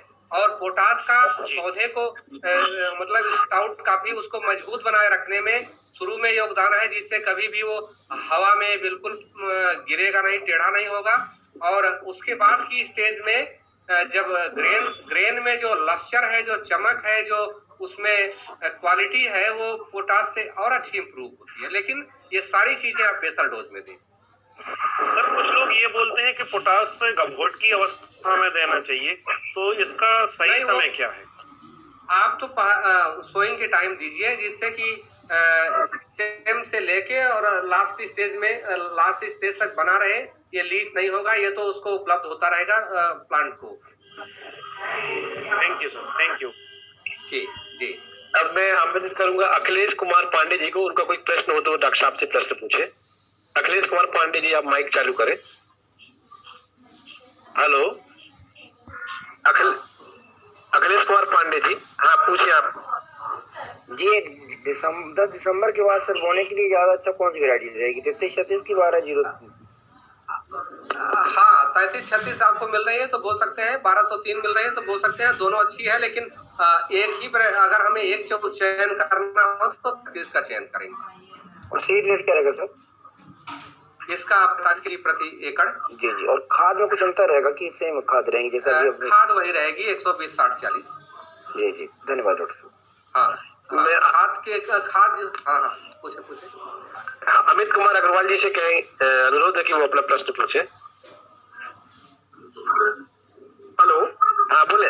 हाँ डॉक्टर साहब मैं ये पूछना चाह रहा था कि ये जो यूरिया मैनेजमेंट के लिए भी आपने जो बोला है, इसमें अगर हमारे किसान भाइयों को थोड़ा सा, अगर आप कितनी डोज जो है, और वो जर्मिनेशन के बाद की जो 25 दिन के बाद या 20 दिन के बाद जो अपन ने जो बात करी है, अच्छा आजकल कुछ साथ में यूरिया के साथ में जो ग्रेनुअल्स साथ में डालने का मिक्स करके जो कल्चर चला है आजकल जो है, उसके बारे में थोड़ा सा हम लोगों को आप और क्या मिक्स करते हैं वो कोई टॉनिक, टॉनिक जो बोलते हैं, बिल्कुल ये क्या कहते हैं, ये प्रेसिपिटेटेड प्रोटीन है और उसमें कुछ ऑक्सिन्स डाले जिनको हार्मोन कहते हैं, हार्मोन्स डाले हुए होते हैं। इनकी कोई जरूरत नहीं है डालने की। आप सॉइल टेस्टिंग के बाद यदि डिफिशियंसी हो माइक्रोन्यूट्रिएंट्स की तभी डालें, अदरवाइज ऐसी कोई जरूरत नहीं है। हम इस संदर्भ में एक जो है एग्जाम्पल कोट करना चाहेंगे। पिछले साल की अभी हमारा अनुभव है, इटारसी के बगल इधर केसला ब्लॉक का एक किसान था, उसने इसी तरह से एंजाइम पता नहीं क्या छिड़क दिया था। तो आप आश्चर्य मानेंगे कि उसके 15 एकड़ खेत, वो जो बटैया क्या सिकमी बोलते हैं यहाँ पे, सिकमी हाँ, सिकमी लेके वो लगाया हुआ था, उसके 15 एकड़ खेत में बहुत अच्छी फसल थी, लेकिन बाली ही नहीं निकली। आप समझ सकते हैं कितना बड़ा नुकसान हुआ। तो हमारे पास वो आया कि साहब जो है ये देखिए अब क्या करें, हम तो सिकमी लेके किए हैं 15,000 रुपए एकड़, हम तो मर जाएंगे। हमके अच्छा पर्ची वगैरह कुछ है तो दिखाओ कि भाई तुमने छिड़काव क्या किया, तो हम समझे कि ऐसा कौन सा हार्मोन छिड़क दिए।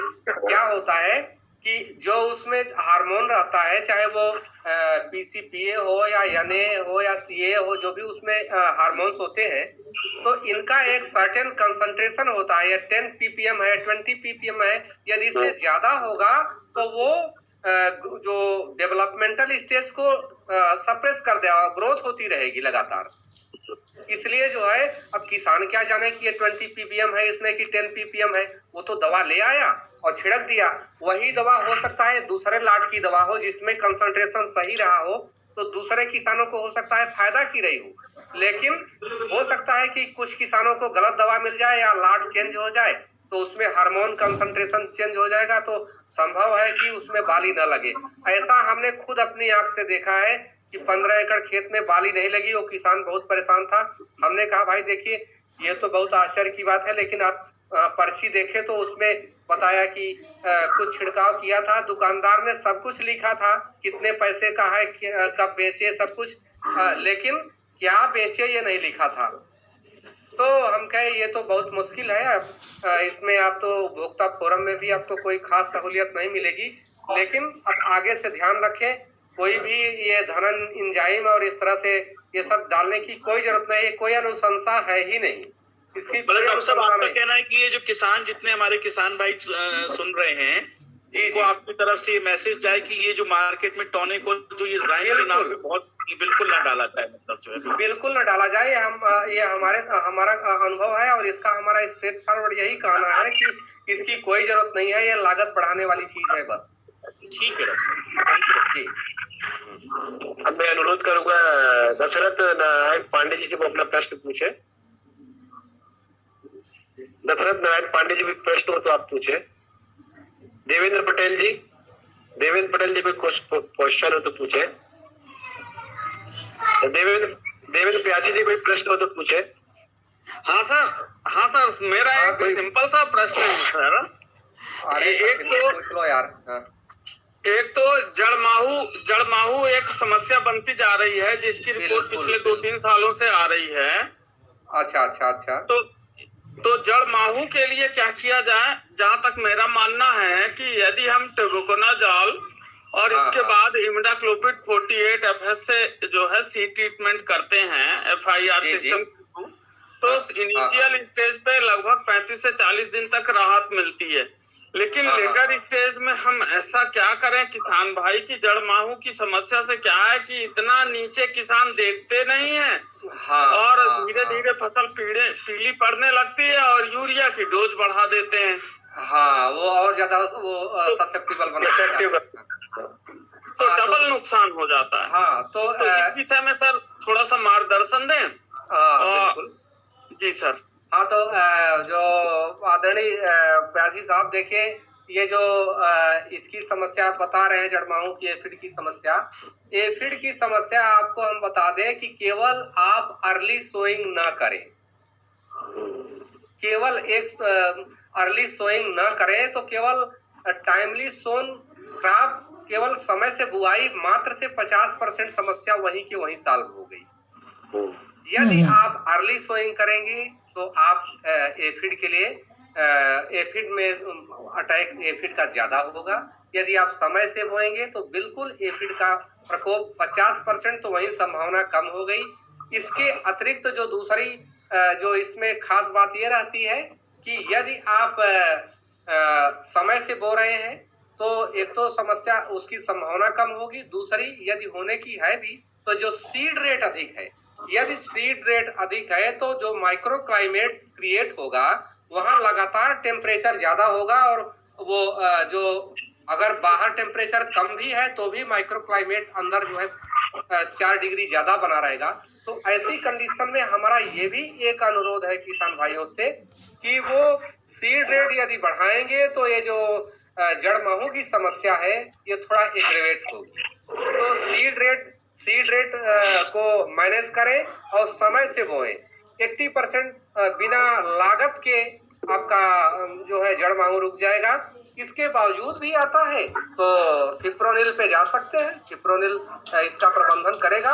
और सीवियर ये जो है ये भी बता दें कि ये सीवियर कंडीशन में कूल जब या ठंडक रहती है तो उसमें नहीं आता, ये या तो जाके जनवरी इंड में एग्रीवेट होगा या शुरू में एग्रीवेट हो जाता है। और उन्हीं खेतों में ज्यादा होता है जिनके यहाँ सीड रेट ज्यादा है या उन्होंने अर्ली सोइंग कर दी है। तो थोड़ी बुआई के समय में हेर फेर कर दे और सीड रेट कंट्रोल कर दे तो ये बिना पैसे के समस्या सॉल्व हो जाएगी। और इसके बावजूद भी थोड़ा है तो फिप्रोनिल पे जाए। बेसिकली जो बात समझ में आ रही है कि हमारे किसान भाई जो है जी उनका सीड रेट लगभग 1.5 गुना से ऊपर है और यही एक बड़ी समस्याओं को जन्म दे रहा है गेहूं में। और जो अपेक्षित उत्पादन प्रजातियों का न मिल पाने का एक बड़ा कारण है। एक्चुअली ये बात बताना चाहूंगा कि सीड रेट का निर्धारण 1000 दानों के वजन के आधार पे होता है। जो किलो का बीज दर निर्धारित की गई है प्रति हेक्टेयर या 40 किलो की प्रति एकड़, उसके 1000 दानों के वजन पे है। यदि आपका वजन 1 ग्राम बढ़ता है तो आपको 2 किलो सीड बढ़ाना है। अब 1000 दानों का वजन आप नहीं ले सकते हैं तो ऐसा मोटा समझें कि जो ड्यूरम वैरायटी है, जो कठिया और गेहूं है, उसका वजन ज्यादा होता है, लगभग जो है 44-45 ग्राम प्रति 1000 ग्राम होता है। तो हाँ कवर किया है आपने, फिर मैं उसको रिपीट कर रहा हूँ। तो आप उसका सीड रेट बढ़ाएं, लेकिन आप उसकी जगह रोटी वाले गेहूं का अगर सीड रेट बढ़ाते हैं तो भारी दुविधा होती है। और इस तरीके की जो पौधों के बीच में आपस में कंपटीशन होता है, उसके कारण बालियां भी कम लगती हैं और अपेक्षित जो 60-65 दाने कम से कम प्रत्येक बालियों में बनने चाहिए अपेक्षित उपज के लिए। यदि 50-55 कुंटल प्रति हेक्टेयर की उपज किसान भाई को 20-22 कुंटल प्रति एकड़ प्राप्त करना है तो कम से कम उनके हर दानों में 60-65 दाने हर बाली में होने चाहिए। और यहाँ कमी होती है। दूसरा, ये जो विभिन्न प्रकार के टॉनिक आते हैं उसकी जगह इन टॉनिक को बाजार में जो है क्रय करने से बेहतर तो ये होगा कि आप बेस्ट डिकम्पोजर के 1-2 स्प्रे करा दें।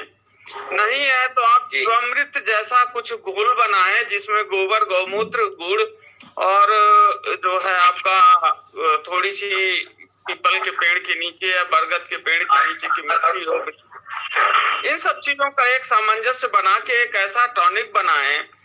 सहजन की पत्ती का अर्क बहुत अच्छा काम आता है।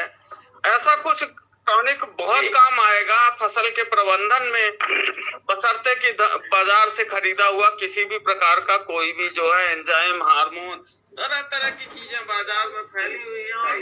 क्योंकि व्यापारी को उससे बहुत बड़ा फायदा मिलता है तो वो भी उसे बेचने में सक्रिय होता है। बिल्कुल एकदम सही कर रहे हैं। और दूसरी जो चीज है वो है बीज के क्रय करने में होने वाली सावधानी। ये बहुत महत्वपूर्ण है। बीज का आदान प्रदान, मेरा जो मानना है, जो मेरा अनुभव है, मैं बीज प्रमाणीकरण संस्था में भी रह चुका हूँ और आज विश्वविद्यालय के लिए काम कर रहा हूँ। बीज के प्रबंधन को पहली बात ही समझता हूँ। तो मेरा किसान भाइयों को एक बड़ी छोटी सी एडवाइस है कि भले आप हर साल 2 बोरी मात्र बीज का बदलाव करें और अगर कई किसान मिलके अलग अलग प्रजातियों का बीज 2-2 बोरी खरीद लें और आपस में अगले साल परिवर्तन कर लें, अदल बदल लें, वो सबसे बेहतर माध्यम होगा। लेकिन बीज जो खरीदें वो प्रजनक ही खरीदें। सर्टिफाइड सीड जो बाजार में उपलब्ध है, मैं उसकी पैकिंग, उसमें क्या है, अधिकांश में बोरियां ही जो है बिक रही हैं, उसके अंदर का मटेरियल जो है उतना अच्छा नहीं है।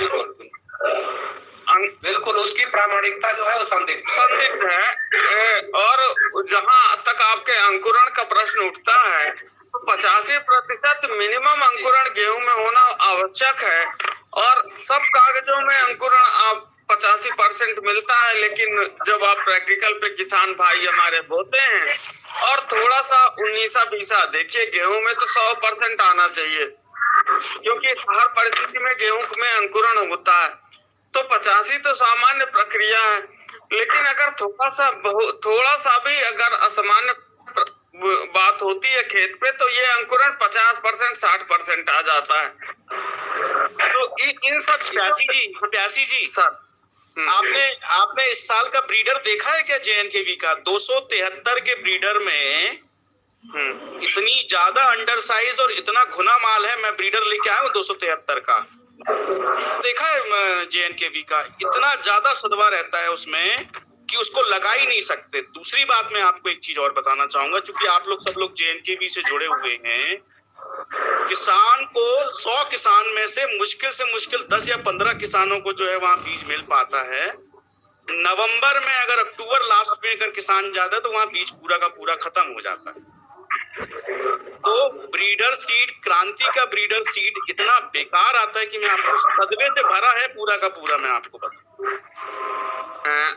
आदरणीय प्रमंडल सदस्य अर्जरिया जी हैं जी, और मैं उनके सामने कहना चाहूंगा कि मैं आपकी बात से सहमत हूं, और मैं आपकी बात से सहमत हूं, और ये इस तरीके की समस्या जो हमारे किसान देख रहे हैं वो कहीं ना कहीं हम भी महसूस करते हैं। और इस दिशा में मैं फिर रिपीट कर रहा हूँ कि इस दिशा में बहुत ही सार्थक जो है प्रयास करने होंगे विश्वविद्यालय को। जिस विश्वविद्यालय का 600 करोड़ रुपए का बजट है, अरबों रुपए इसमें आता है, और साइंटिस्टों को 2-2, 2.5 3-3 लाख रुपए तनख्वाह मिलती है, वो क्या कर रहे हैं? हम मार्केट से तो जरूर जो है वो एक्सपेक्टेशन है, लेकिन जब ब्रीडर सीड हम लेते हैं तो किसान तो ब्रीडर सीड में ठगा जा रहा है डॉक्टर साहब। नहीं, सामान्य रूप से ऐसा नहीं होता है। पिछले 3 साल का एक्सपीरियंस है डॉक्टर साहब, क्रांति का जो बीज है उसमें सदवे के अलावा कुछ नहीं रहता, मैं आपको बता दूं। सर से मैं इस दिशा में बात करूंगा अग्रवाल साहब। जी। और इसमें ये करना पड़ेगा, शिकायत आई है तो इसमें जब सीजन आता है ना हार्वेस्टिंग के समय में, उसी समय जाके चेक करना पड़ेगा, तभी तो पूरा रूट। सर मैं आप इन सभी संदर्भ में मेरे पास भी बहुत कुछ कहना है। मैं किसी दिन आपसे विस्तृत पे चर्चा करके अपन क्या सुधार कर सकते हैं कि भविष्य में इस तरीके की व्यवस्थाएं जो है ना हो, किसानों को हम लोग 7-7 हजार रुपए कुंटल का बीज लाते हैं, और जब हम लोग बोनी के लिए उसको जब खोलते हैं, तैयार करते हैं, तो ब्रीडर 7,000 का बीज सर वो 700 रुपए लायक भी नहीं रहता, मैं आपको बताऊं।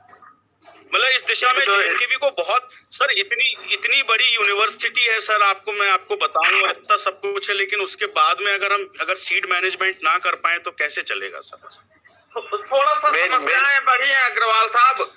स्टाफ की काफी समय से भर्ती नहीं हुई है, और एक आदमी 3-3, 4-4 तरह के काम कर रहे हैं। तो मैं आपकी समस्या को पूरी तरह समझ रहा हूं, और इस दिशा में निश्चित रूप से बहुत ही क्योंकि ये समस्या जो आपकी तरफ से आई है, इसको कहीं ना कहीं और भी जो है हम लोगों की भी जानकारी में आई है, और इस दिशा में प्रयास भी किए जा रहे हैं। माननीय प्रमंडल सदस्यों को भी सूचित किया जा रहा है।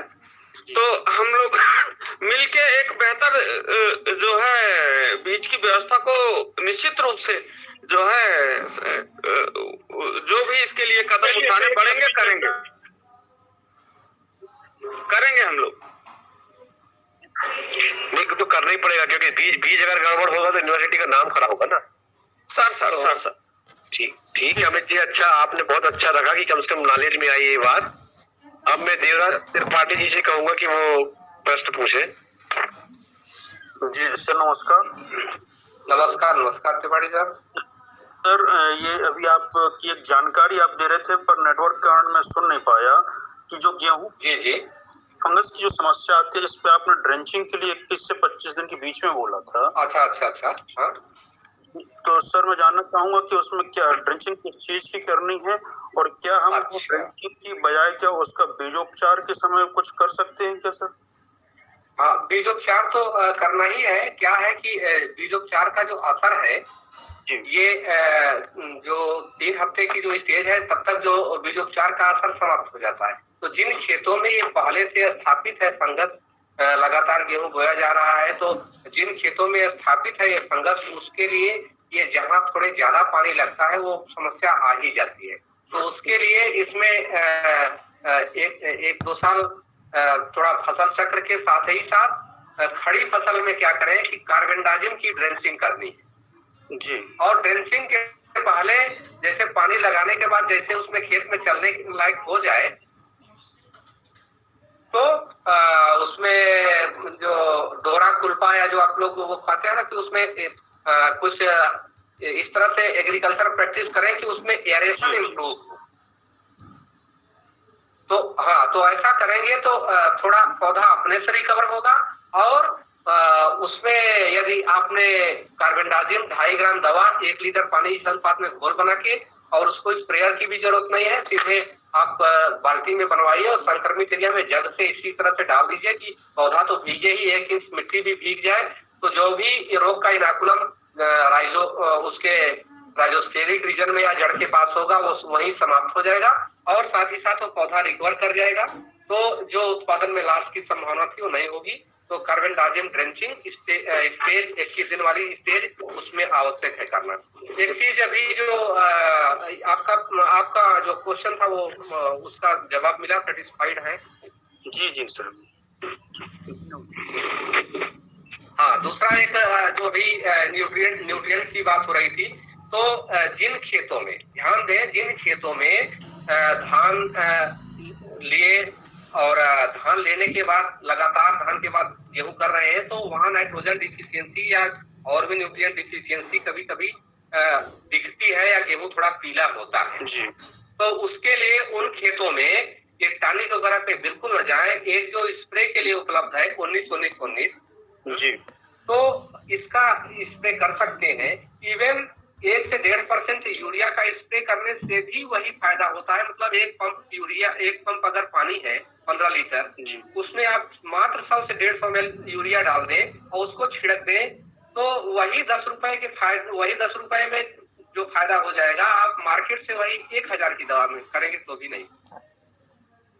तो जो कहते हैं कि हमारी फसल थोड़ी लस ग्रीन हो जाए, तो लस ग्रीन करने के लिए यदि आपने जैसे धान का जो गढ़ा बनवाते हैं ना, जो उसकी बंडिंग करते हैं, तो जहाँ से मिट्टी खींचते हैं, उससे लेवलर से मिट्टी खींचते हैं, तो मिट्टी खींचने के दौरान जहाँ मिट्टी आती है वहां तो ठीक है, जहाँ से खींच के ले आए वहां की अपर सॉइल डिस्प्लेस हो जाती है। तो उस अपर सॉइल में उतने न्यूट्रिएंट्स नहीं होते जितने की होने चाहिए। तो ऐसी कंडीशन में जो नए खेत बने हैं वहां कहीं कहीं फसल पीली होती है, तो उस दशा में 19 का एक छिड़काव कर देंगे तो पूरी आपकी फसल लस ग्रीन हो जाएगी। लेकिन इसके बावजूद मैं फिर कहूंगा कि टॉनिक वगैरह पे न जाए। जी जी, धन्यवाद सर। जी जी, पूछ ले कि टाइम समझना है। ये इंद्रजीत वर्मन जी पूछना चाह रहे थे। इंद्रजीत वर्मन जी, आप अपना सवाल पूछ लें। आवाज आ रही है? हाँ आ रही है, आवाज बहुत अच्छा रही। वर्मन जी तो आप पूछिए। इंद्रजीत जी, आपका कोई प्रश्न तो पूछिए। नमस्कार सर। हाँ जी पूछे। हेलो सर, मेरे बिल्कुल आप दिख रहे हैं, आप पूछे। हाँ। पिछली फसल में गेहूं की समस्या आई थी कि जो लास्ट में दाने भरते हैं गेहूं में, तो कुछ पौधे पूरे सफेद हो जाते हैं और उनमें एक भी दाने नहीं रहते। कुछ पौधे अच्छा, कुछ पौधे पूरी तरह से सफेद हो जाते हैं, उसमें बिल्कुल दाने नहीं भरते। सफेद हो जाते। जी जी, और पूरा सूख जाता है। तो देखिए ये आपको हम बता दें कि ये वाली जो स्टेज है शुरू के 1 महीने के अंदर आती है। तो ये जो एल्बिनो प्लांट जो आते हैं ये शुरू के 1 महीने के अंदर ही आते हैं।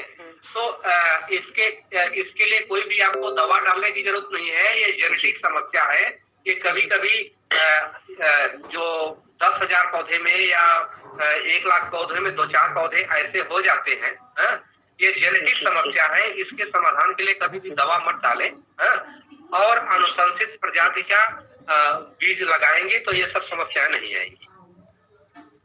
जी सर, मेरे साथ पिछले साल सिर्फ एक खेत में आई थी, वो भी लास्ट के समय में आई थी ये समस्या, बाकी खेतों में नहीं आई थी। हाँ नहीं, ये समस्या जो है पूरे पत्ते सफेद हो जाए और इस तरह की जो समस्या है कुछ तिलक में बता तो रहे लाखों में एक होती है और ये जेनेटिक समस्या है। अल्बाइनो जो की समस्या बताते हैं, इससे कोई ना तो इकोनॉमिक लॉस है और ना ही इसके लिए आपको कोई भी जो है कोई इंटरवेंशन करने की जरूरत नहीं, कोई दवा डालने की जरूरत नहीं है। 1 पैसे लागत उसमें मत लगाए। में यूरिया का डोज कितना देना चाहिए? हाँ पूछे। ये 120 किलो प्रति हेक्टेयर है, तो 120 किलो का मतलब हो गया कि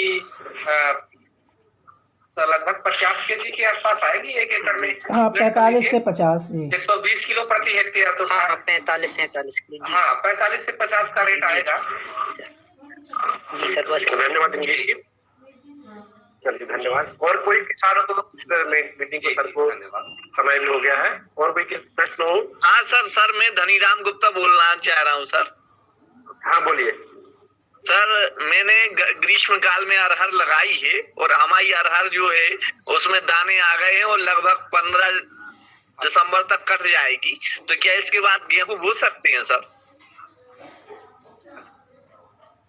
15 से 20 दिसंबर तक कट जाना चाहिए सर अरहर। हाँ तो बिल्कुल बोल सकते हैं आप। 33-36 प्रजाति पे जाइएगा। हाँ MP 33-36 प्रजाति पे जाइएगा और ये प्रजाति कहाँ मिलेगी सर? आपके यहाँ मिलेगी पवार खेड़ा में? पवार खेड़ा में 1203 तो मिल सकती है, लेकिन 35-36 तो हमारे यहाँ प्रोडक्शन प्रोग्राम यूनिवर्सिटी ने नहीं दिया है।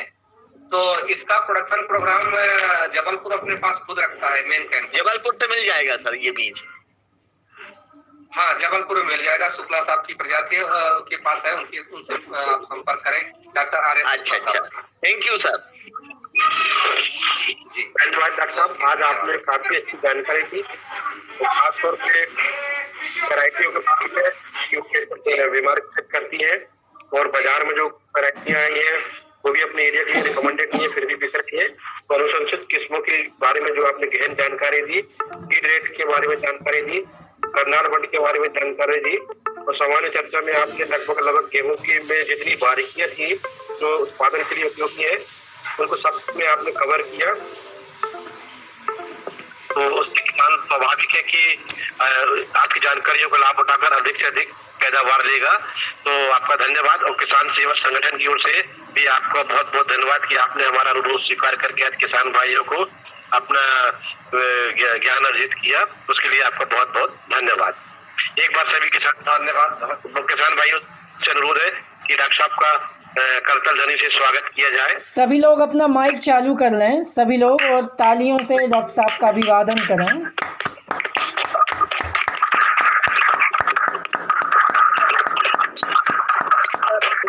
Thank you so much doctor साहब। बहुत धन्यवाद